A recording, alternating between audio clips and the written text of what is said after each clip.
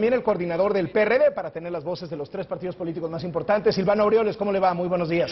Muy buenos días, Carlos. A sus órdenes. ¿Cómo votó el PRD esta ley? ¿Lo votó dividido? ¿Votaron en el mismo sentido? La mayoría votamos a favor, hubo algunas voces en contra, cosa que respetamos absolutamente. ¿Por qué se dividió el PRD?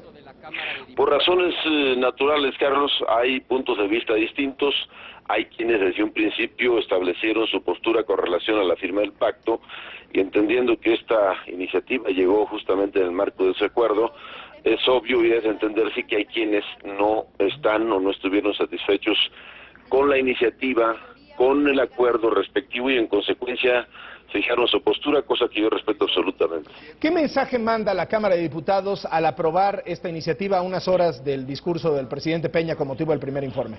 Más allá del informe o no del Ejecutivo Federal, Carlos, la Cámara de Diputados tiene la obligación de cumplir con su tarea. Esta es una de las leyes secundarias reglamentarias de la reforma al tercer y al 73 constitucional en materia educativa que se nos había quedado rezagado desde hace algunas semanas y que además es una responsabilidad jurídica, no solamente una obligación permanente de la Cámara de Diputados en este caso, lo mismo del Senado, sino que es una responsabilidad jurídica reglamentar en los tiempos establecidos este tipo de reformas. Luego, tú recordarás que previo al periodo extraordinario pasado, esta iniciativa era una de las tres que se habían enviado para reglamentar esta reforma. Y esta justamente se sacó, fue un acuerdo para que se quedara fuera en virtud de que no habíamos concluido la discusión y el análisis y la votación en su caso de la iniciativa correspondiente. Una vez procesado, Carlos, lo suficiente, lo que dio, pues llegamos a la conclusión de que había que subirla al pleno, llevarla al pleno de discusión y a votación en su caso.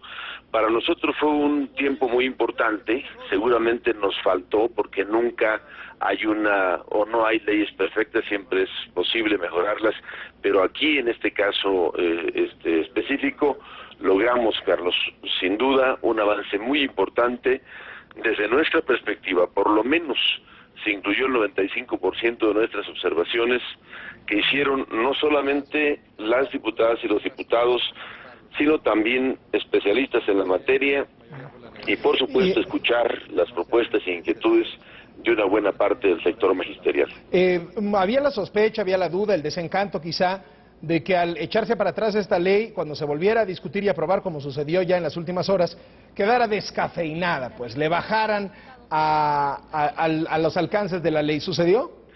Carlos, luego son interpretaciones que evidentemente yo no comparto. Creo que a la iniciativa o al documento original se le quitaron cosas que eran negativas para lo que se pretende con este instrumento jurídico.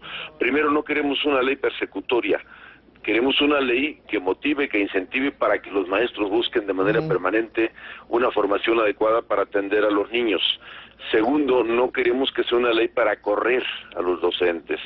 Tercero, queremos que esta ley genere las condiciones para mejorar el sistema educativo nacional. Consciente, Carlos, y yo quiero decirlo, aprovecho, que tampoco se va a resolver el rezago educativo con una ley de esta naturaleza o con una reforma de este tipo.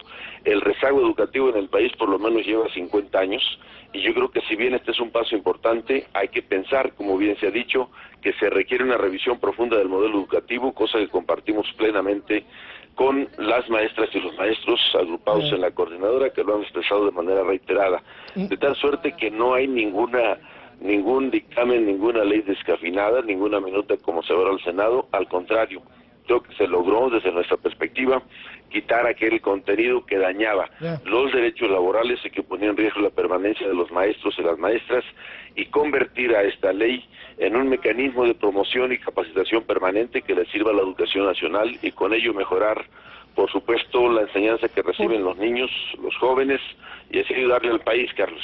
Por último, diputado, ¿no esperan que haya más manifestaciones de la gente porque finalmente aprobaron esta ley? Eso no lo puedo adelantar, no lo sé. Lo que sí te puedo decir que en ese caso, pues están en su absoluta libertad los integrantes de la coordinadora de poder expresar sus inconformidades. Simplemente reitero lo que ya he dicho. Ojalá que esas manifestaciones se den en el legítimo derecho que tienen de expresarse sin dañar a terceros, y más bien esperemos que en el futuro, en lo que sigue, se puedan recibir las propuestas que tanto se requieren para mejorar el principal instrumento de desarrollo del país, como es la educación. Nosotros seguiremos atentos a escucharlos y a hacernos cargo de sus preocupaciones en esta materia. Muchas gracias, Silvano Aureoles, el coordinador del PRD.